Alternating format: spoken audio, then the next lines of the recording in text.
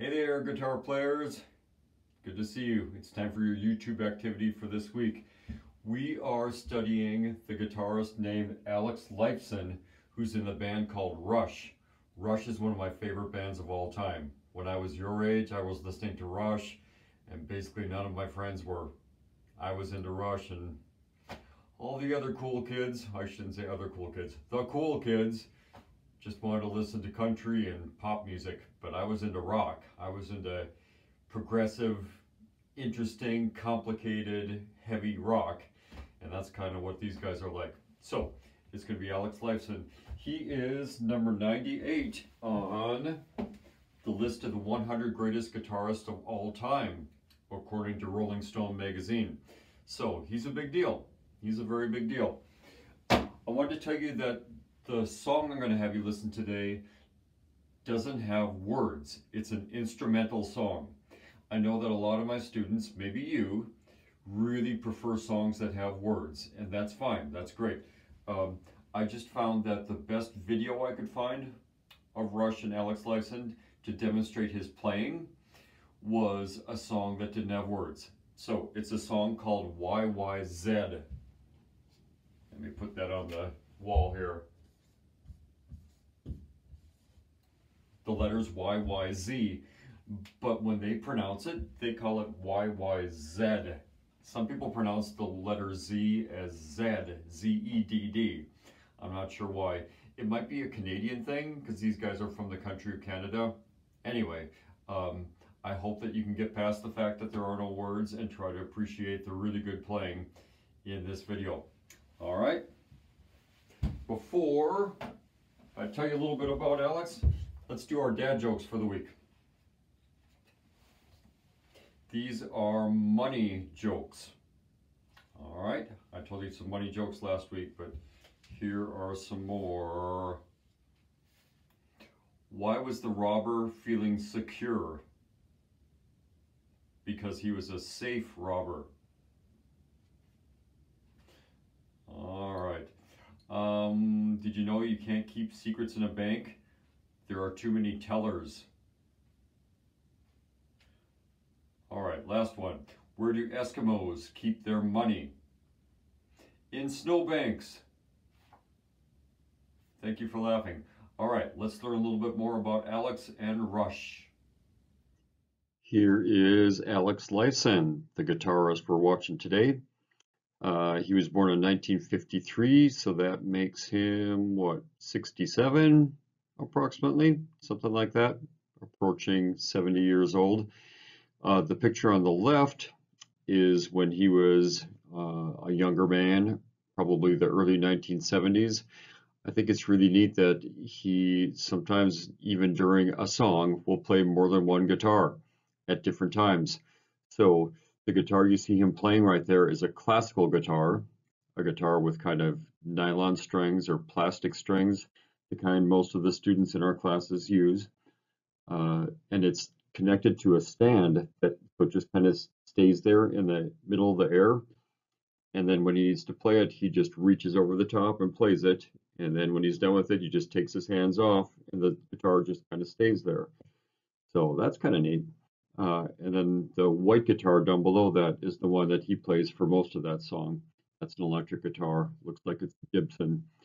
On the right side, just above me, that's Alex, a little bit more current, a little bit older guy. He still likes to play those Gibson guitars. That looks like a Gibson Les Paul maple top guitar there. Here is the band that Alex was in for most of his professional career. It's the band called Rush. Rush, one of my very favorite bands. They started in the year that I was born, 1968. They've been around a long time, and they basically stopped a couple years ago. Their drummer, the one right above me, his name is Neil Peart. He passed away from brain cancer a couple years ago. In fact, I think it might have been last year. Very sad. So the other two guys are still around, but they have said before that they really don't see that there can really be a band, Rush, without Neil. You maybe know that a lot of older bands have kept replacing people as different members have either quit or been fired or died or whatever. A lot of bands have done that, but Rush has never done that. They've only been three guys, and I really doubt that Alex over there on the far left and Geddy, the bass player, his name is Geddy, Geddy Lee, Lee. I doubt that those two will keep going as a band. By the way, Geddy is also the singer for the band. He has a really, really high voice, but a neat voice, I think. Here are some things I want you to know about Alex. First of all, the band Rush is most known for their song called Tom Sawyer. You've probably heard it before. It's a really neat song, really powerful, and some neat guitar parts and some neat keyboard parts in it. Another really neat song of theirs that I think you might enjoy looking up on your own is called Spirit of Radio. So Alex is notable for a lot of things. He's got really good technique. His left-hand technique and right-hand technique are really good. He mostly plays electric guitar, as you know. And I've told you that you kind of want your fingers to be like this when you play guitar. You want them to be kind of straight up and down, but curvy.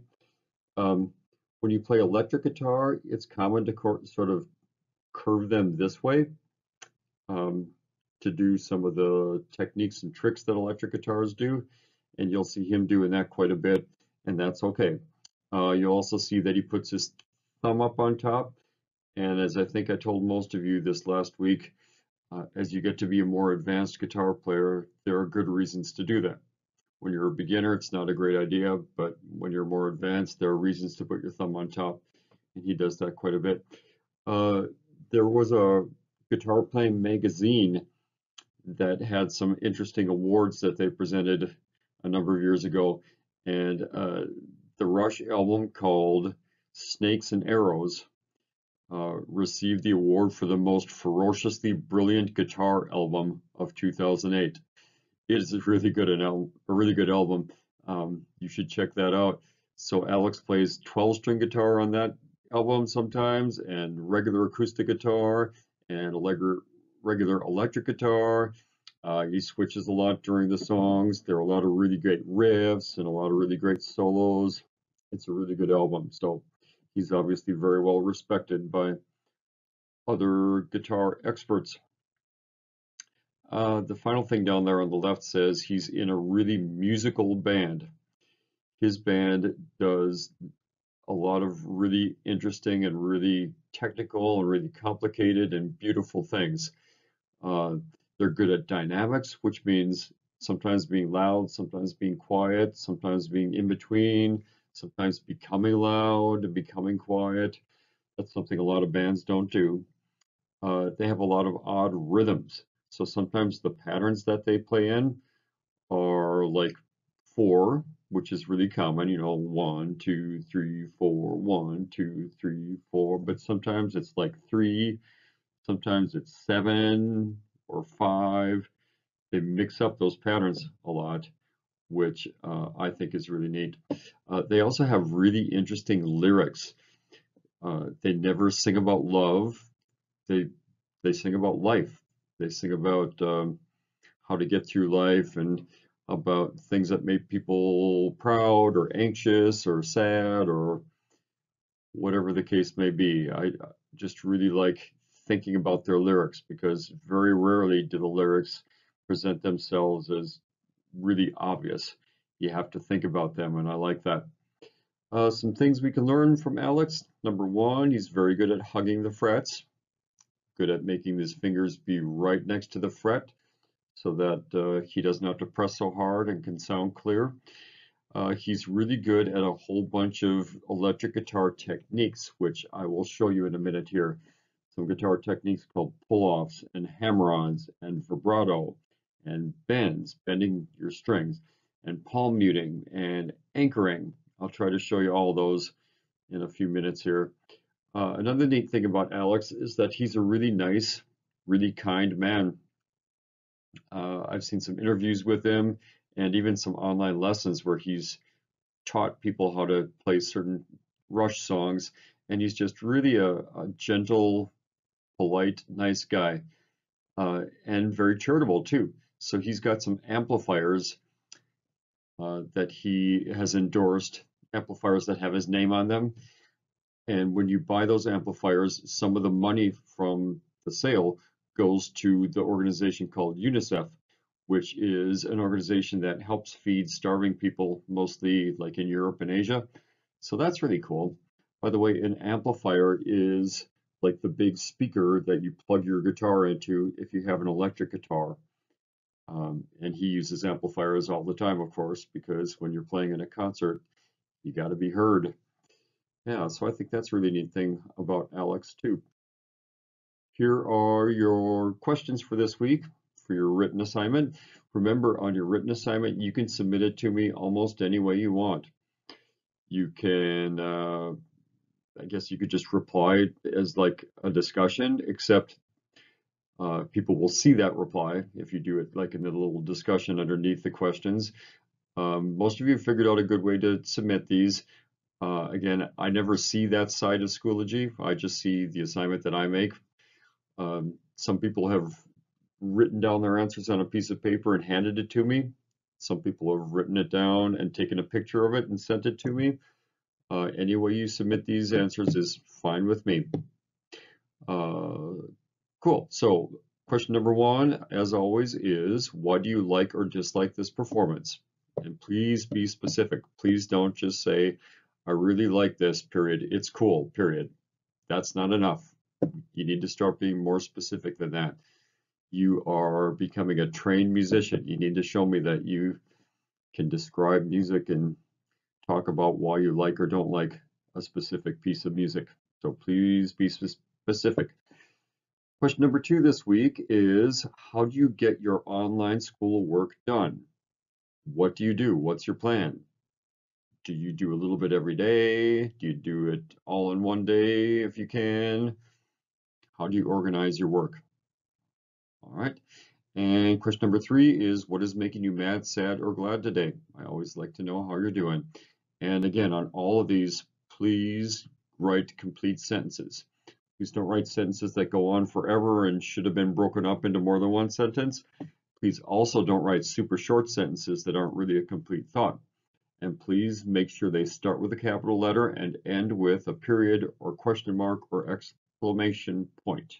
Thank you. Hey, let's talk about what Alex does on his guitar. First of all, like me, he likes Gibson guitars, especially Gibson electric guitars. So you can see the word Gibson right here. The shape of the head kind of tells you that it's a Gibson. This is known as a Gibson Les Paul guitar. Les Paul is the name of a really famous guy who sort of invented the electric guitar back in like the 1940s. And so his name is right there. It says Les Paul Custom. This one is known as the Les Paul Custom Black Beauty because it's black. Even the pick guard down here is black. And the one that you'll see Alex playing in the video is basically the same. I'm not sure what year his is, but mine is a 1976. I think I might have told you before that sometimes older guitars are actually worth more than newer guitars. This particular guitar of mine, I bought used, and I didn't want a new one. I wanted a used one, and it cost over $3,000, but it was well worth it. I love this guitar. It's a good one.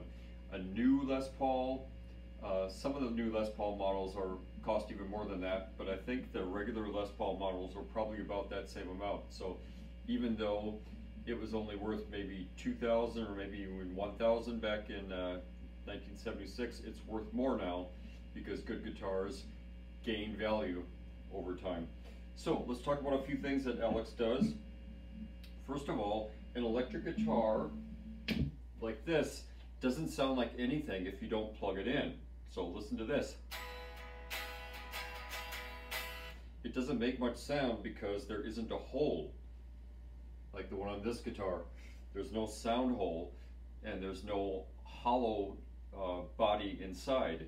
It's a solid piece of wood. So you have to have these pickups, these silver things here, which are kind of like magnets. There's kind of magnets inside those silver boxes that sort of take the vibrations and can translate them into sound if you plug in to an amplifier and turn the amplifier on. A lot different, isn't it? You can turn up the volume, you can turn down the volume. That's pretty cool. Okay, just a few things that Alex does that I want you to know about. Number one, when he picks on this particular song, a lot of the time he's anchoring his right hand fingers. He's putting fingers right there on the pick guard so that he can be more precise with his pick.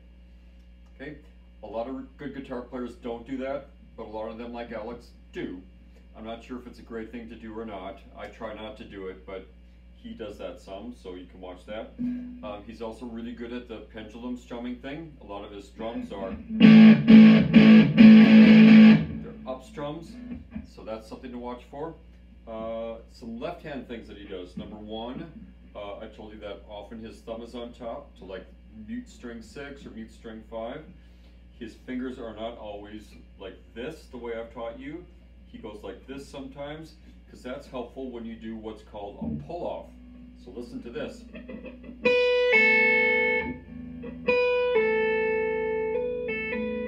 When I put my finger down and play the note, and then pull that finger off, it creates a new note. That's called a pull-off. Another thing he does a lot is something called a hammer-on, where you just take your finger and slam it down onto the string, like this.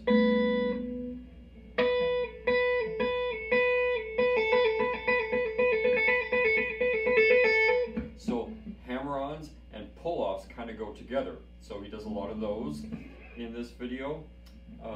He does a lot of palm muting, which is when you play a chord like this, but let your palm touch the strings over here while you do it.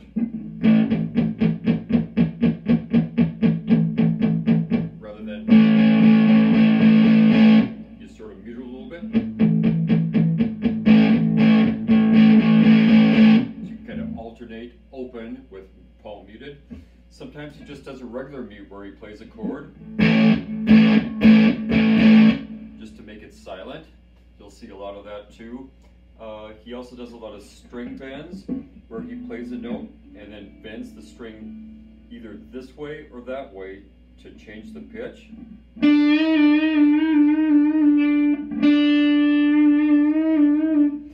That's called a bend. If you just do it small instead of bending it a big amount and kind of do it quickly, rapidly, that's called vibrato. V-I-B-R-A-T-O. Here's some vibrato. When he does vibrato, he kind of wiggles his hand like this. I haven't mastered that, but you can watch for that too. Yeah, he does a lot of really cool techniques. I hope you can appreciate this. Please, guys, after I correct these assignments for you, I write comments. I write little comments to you. I hope that when you find out that I've corrected it, hopefully you have some kind of notification. I hope you look at those comments because I really want you to see what I have to say. Because sometimes your comments are just awesome, and sometimes you tell me tough stuff about your life, and I want to respond to that. So I hope that you look at those comments. All right, please enjoy YYZ or YYZ, an instrumental by Rush. By the way, I should tell you, YYZ is the abbreviation for the airport in Montreal where they live. Montreal, Quebec, Canada. I think it might be Ontario, I don't know. Anyway, in Canada, the airport symbol for Montreal is YYZ. In Fargo, it's FAR. In Minneapolis, it's MSP for Minneapolis-St. Paul. Anyway, they wrote a song based on that YYZ, and the fact that if you did Morse code, you know, the tapping code for telegrams back in the old days, the tapping for the Y and the other Y and the Z equals the little rhythm you're going to hear at the beginning of the song. That kind of thing. They are such a smart band. They really like to think of stuff like that. Okay, I'll stop talking. Enjoy the video.